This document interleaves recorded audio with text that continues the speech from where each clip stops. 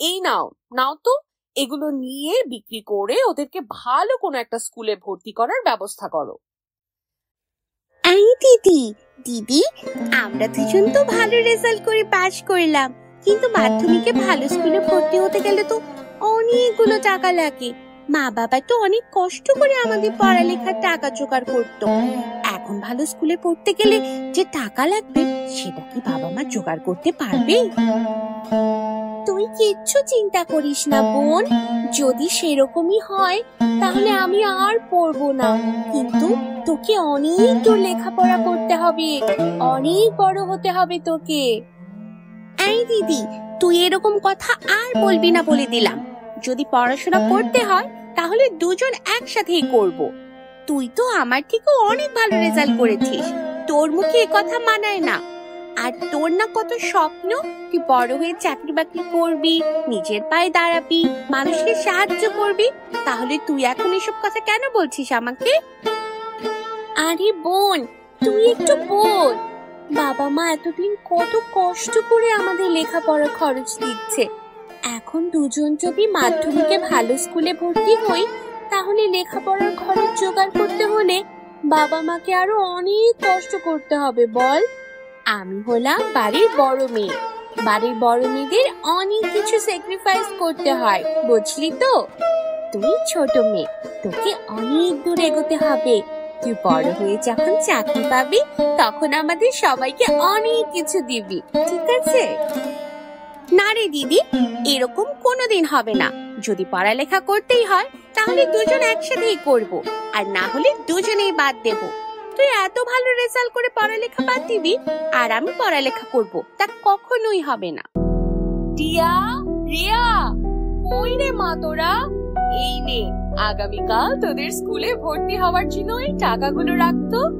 মা টিয়া, এই নে, তুই তো বড় বোন, টাকাগুলো তুই রাখতো মা। এগুলো দিয়ে স্কুলে ভর্তি হবি আর বই খাতা যা যা লাগে সবকিছু কিনবি। আর হ্যাঁ, দুই বোন দুইটা নতুন ব্যাগ আর 2 জোড়া নতুন জুতাও কিনে নিস। ওরে বাবা, তুমি এতগুলো টাকা কোথায় পেলে মা? আমি তো তোমাকে বলেছিলাম আমার পড়া নিয়ে তোমাকে অত চিন্তা করতে হবে না, তুমি শুধু বোনের পড়ানোর খরচ দিলেই হবে। আমি অত পড়ে কি করব বলো? বোন পড়লেই তো আমার অনেক আনন্দ লাগতো। তোমরা এখন আমাকে কত ভালোবাসো, আমার জন্য কত ভাবো, এতেই তো আমি কত খুশি।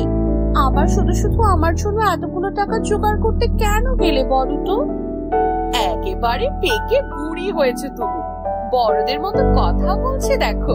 শোনো, এসব চিন্তা তুমি একদম বাদ দাও। এসব আমাদের চিন্তা, বুঝেছো তো? তোমার কাজ শুধু মন দিয়ে পড়ালেখা করা।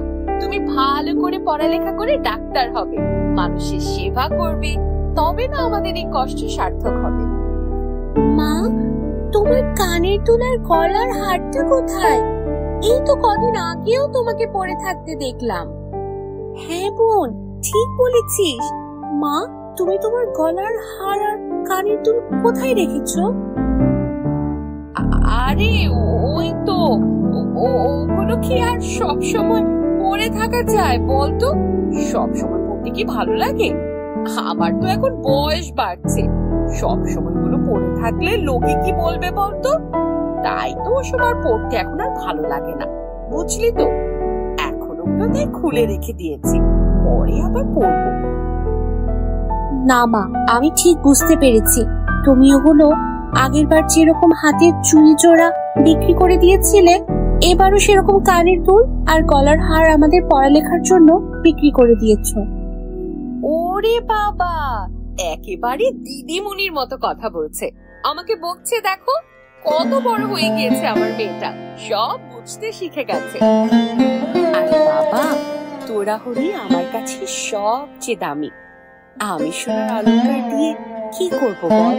তোরাই তো আমার সব, তোদের জন্যই তো আমার সবকিছু। তোরা শুধু মন দিয়ে পড়ালেখা করে ভালো রেজাল্ট করলে আমার সবকিছু দাম উঠে যাবে। আমি আর কিচ্ছু চাই না।